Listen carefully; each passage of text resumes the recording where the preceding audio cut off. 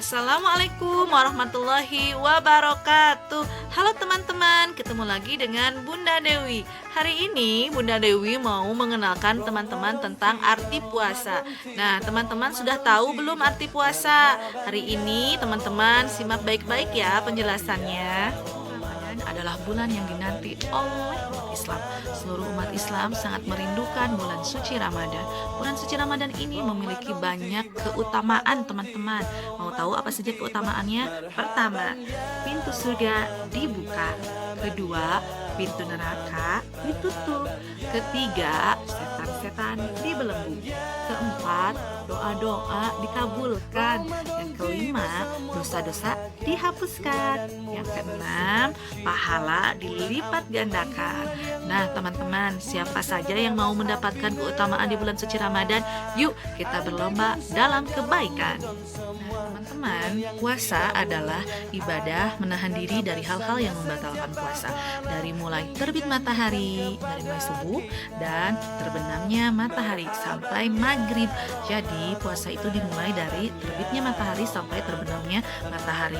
Nah, teman-teman, ibadah ini adalah merupakan kewajiban bagi semua umat muslim di dunia.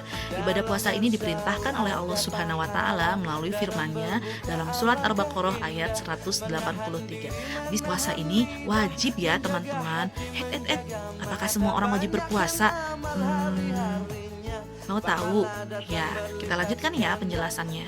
Ternyata tidak semua orang wajib berpuasa dan ada juga syarat wajib dan syarat sahnya puasa. Wah, pertama, syarat wajib puasa itu ada berapa sih? Ada 4. Syarat wajib puasa ada 4. Pertama adalah Islam, kedua berakal, ketiga baligh, keempat tamyiz, artinya orang yang mampu membedakan atau mengenal baik dan buruk. Nah, sedangkan syarat sahnya ada 2. Yang pertama adalah berniat dan yang kedua adalah suci. Nah, teman-teman, nih ada rukun yang namanya rukun puasa. Ya, selain hal tadi ada juga rukun puasa. Rukun puasa terdiri dari 2. Yang pertama adalah membaca niat. Yang kedua adalah menghindari hal-hal yang membatalkan puasa. Wah, kira-kira hal-hal yang membatalkan puasa itu apa saja sih? Oke, kita tanya ke Google ya. Google, Bunda Dewi mau cari hal-hal yang membatalkan puasa. Oke. Wah, ada juga nih. Yang pertama, nih ada hal-hal yang membatalkan puasa. Selain yang kita ketahui, makan, minum, itu tentu membatalkan puasa. Ada hal-hal lain lagi selain itu. Yang pertama adalah sampainya sesuatu ke dalam lubang tubuh dengan disengaja. Misalkan apa ya? Makan, misalkan benda ke dalam kubul atau kubul dan dubur. Yang ketiga adalah muntah dengan cara disengaja. Misalkan kita pengen minum nih, pengen batal puasanya, jadi colok-colokin mulutnya nih sampai kita muntah. Nah, itu kita udah batal puasanya. Tapi kalau muntahnya tidak disengaja, itu tidak batal. Tapi kalau sengaja supaya muntah, nah itu batal. Misalkan kita sengaja loncat-loncat nih, nah nanti itu sampai kita muntah, nah itu kita batal puasanya. Tapi kalau tidak sengaja itu tidak batal. Kemudian keluarnya air mani. Nah, untuk orang dewasa, keenam haid atau nifas. Yang ketujuh gila. Wah, pantesan orang-orang yang jiwanya kurang stabil itu tidak dianjurkan untuk berpuasa. Yang ke-8 adalah murtad pada saat berpuasa. Jadi orang-orang yang berpindah agama ketika mereka agamanya Islam, kemudian mereka berpindah agama ke agama lain, maka puasanya itu batal. Nah, itu beberapa hal yang membatalkan puasa selain makan dan minum. Nah, lalu ada apa lagi ya? Nah, teman-teman sudah hafal belum niat puasanya? Oke, kita baca bareng-bareng ya. Bismillahirrahmanirrahim. Nawaitu sauma ghadin an adai fardi syahri Ramadana hadihi sanati lillahi ta'ala. Aku berniat puasa esok hari menunaikan kewajiban Ramadan tahun ini karena Allah Ta'ala. Kalau doa buka puasanya, Allahumma laka sumtu wa bika amantu wa ala rizkika aftartu bi rahmatika ya arhamar rahimin. Ya Allah, karenamu aku berpuasa, denganmu aku beriman, kepadamu aku berserah, dan dengan rezekimu aku berbuka, dengan rahmatmu ya Allah, Tuhan Maha Pengasih. Wah, teman-teman pasti sering diajarin sama ayah dan bundanya ya di rumah. teman-teman, ada juga hal-hal yang perlu kita ketahui untuk menjalankan ibadah puasa. Nah, teman-teman tahu tidak siapa saja yang wajib berpuasa? Ternyata kan tadi tidak semua orang wajib berpuasa ya, karena ada syarat wajib dan syarat sahnya. Nah, kalau misalkan anak kecil yang belum balik, kira-kira boleh puasa atau tidak ya? Kalau musafir dalam perjalanan, wah, diizinkan untuk tidak berpuasa. Tetapi kalau musafir itu bisa menahan diri dan memiliki kesehatan yang baik, dia boleh berpuasa. Tapi hukumnya puasa itu adalah wajib. Kalau orang gila, seperti tadi, orang gila sudah bisa tahu benar dan salah tidak ya? Wah, sepertinya karena tidak berakal atau kurang berakal, maka itu tidak wajib berpuasa. Kalau orang yang sakit keras, diizinkan untuk tidak berpuasa sampai sehat kembali. Kemudian nenek yang tua renta wajib berpuasa tidak ya? Kalau neneknya masih berakal, kemudian neneknya masih tidak pikun, nah itu wajib berpuasa. Tapi neneknya kalau yang sudah tua sekali, aduh, nenek lupa kacamata nenek mana ya? Kacamata. Oh, ini dia kacamata nenek. Ini kacamata nenek. Nah, kalau neneknya sudah lupa kayak gitu, diizinkan untuk tidak berpuasa. Nah, orang Islam di Cina berpuasa tidak ya? Wajib berpuasa.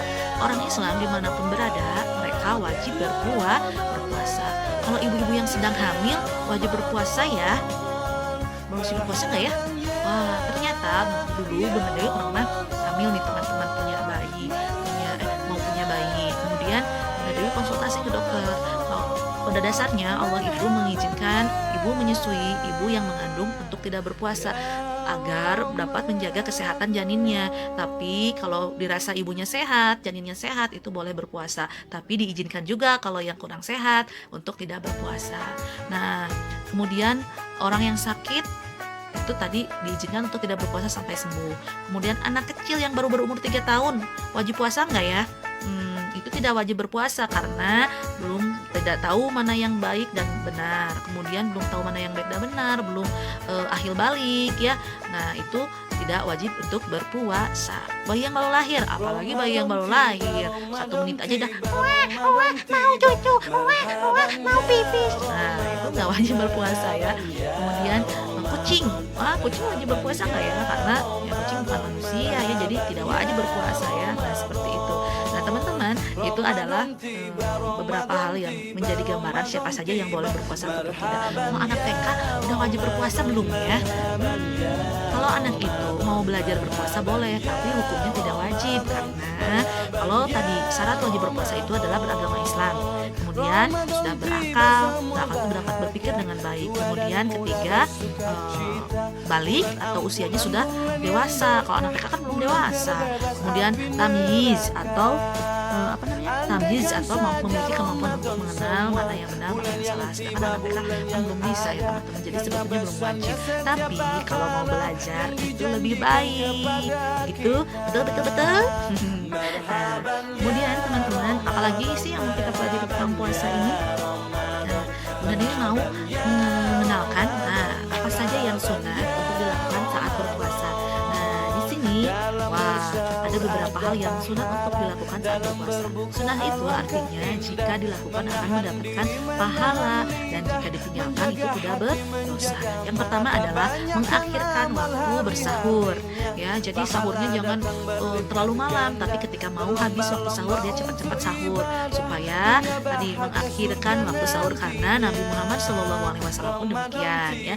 Sehingga contoh ini dicontohkan oleh Nabi Muhammad SAW dan kita yang menirunya akan mendapatkan pahala. Kemudian yang kedua adalah menyegerakan waktu berbuka. Allahu Akbar, Allahu Akbar. Wah, jangan lupa berdoa. Allahumma laka sumtu wa bika amantu wa ala rizqika abtartu bi rahmatika ya arhamar rahimin. Bismillahirrahmanirrahim. Kurmanya manis. Kemudian yang ketiga adalah membaca Al-Quran. Tadarus Al-Quran akan memberikan kita pahala. Kemudian memberi makanan berbuka pada orang lain. Wah, ini dapat pahala juga ya, bersedekah teman-teman. Kemudian melakukan sholat tarawih dan witir, dan beriktikaf di dalam masjid. Tapi karena sekarang teman-teman harus berada di rumah, jadi boleh banyak-banyak beristighfar di dalam rumah. Itu juga teman-teman ya. Nah, teman-teman, Bunda Dewi akan lanjutkan materinya lagi. Nah, teman-teman boleh share video ini ke teman yang lain supaya bisa menambah pengetahuannya. Oke, terima kasih. Wassalamualaikum warahmatullahi wabarakatuh. Dadah.